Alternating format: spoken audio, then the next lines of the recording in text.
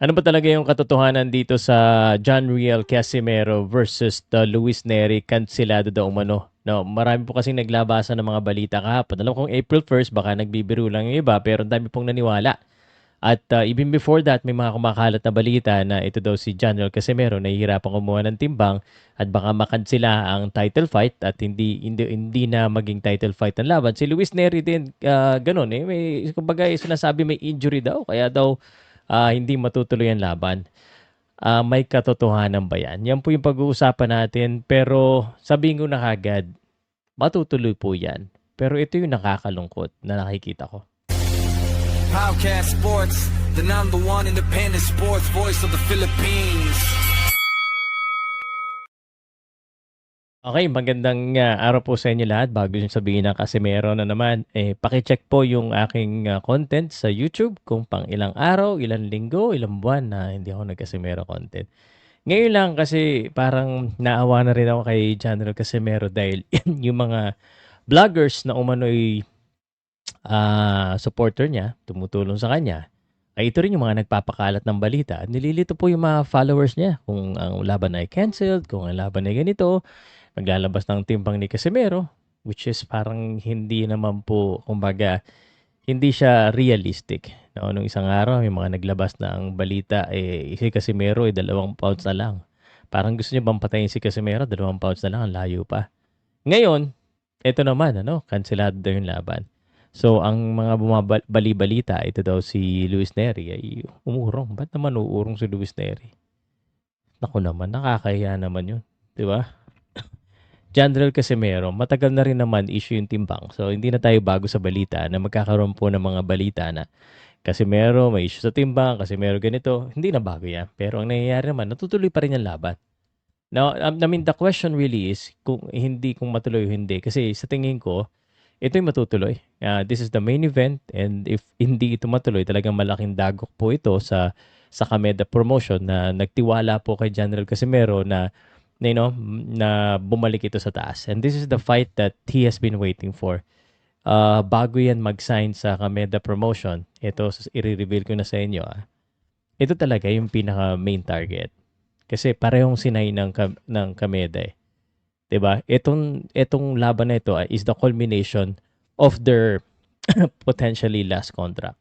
Baka kung sino matalo dito, wala nang kontrata or tapos na. Kumbaga, itong ang laban na ito ay sinatawag nating potentially the crossroad of their career. Two fighters who had been in the top of their game, nasa pinakataas po sila. Kung sino matalo dito, talagang confirm na pababa na talaga ang karera. Which means mawawala na yung chances nila na makahabol do sa yung pinaka gusto nilang habulin. Si Casimero gusto niya habulin si Naoya Inoue. Which in all honesty, this is a good step towards that. Pero masyado na pong malayo. There's a lot of things that could happen. Maybe not 1, 2 steps. Baka 3 steps kung sakaling gusto niya makalaban si Naoya Inoue. So, i-clear ko lamang po. Continue lang po natin ang suporta kay General Casimero at saka sa mga Filipino boxers. I-comment natin, tuloy ang laban. Comment nyo kung ano prediction nyo. Sa mga nagtatanong din kung saan tatalpak, baka mamigay ako ng pandagdag regarding this. Pag marami pong mag-share nito at mag-comment at pag nag-hit ito, pwede ko kayong i-fund ng pandagdag lang Pero I think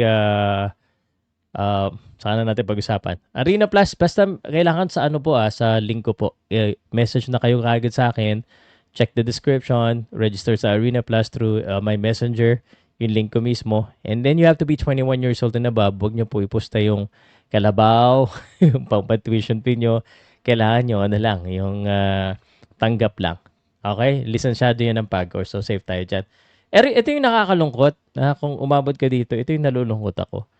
Dati-rati, karamihan po ng mga fans nakikilala ako dahil kay isa si Casimero, Dahil, Casimero, pagka-post mo pa lang, ang tawag dito, basta Casimero topic, sobrang daming nanonood, Kahit saan. Pero ngayon, parang nawawala na ba yung hype? Kasi, pati ito pong interview ni Noiri at saka ni Casimero sa official mismo na page ng Psycholash, parang matamlay po. 2 days ago, 672. Mas matamlay itong kay General Casimero. No? Now, si Casimero na to ha, 530 views lang. So sabi ko, ay baka naman dahil Psycho Lash, mababa lang naman yung subscriber nila, 3,000. Pero chinek ko rin si Quadro Alas. Parang 4.7, 3.6 na lang mga nanonood, 1.9. So, anong nangyayari? Ba't ganon? Parang mas gusto niya yata yung mga fake news na ganito eh. So, bakit kaya ganon? Bakit biglang parang bumaba ang interest ng mga sa social media man lang?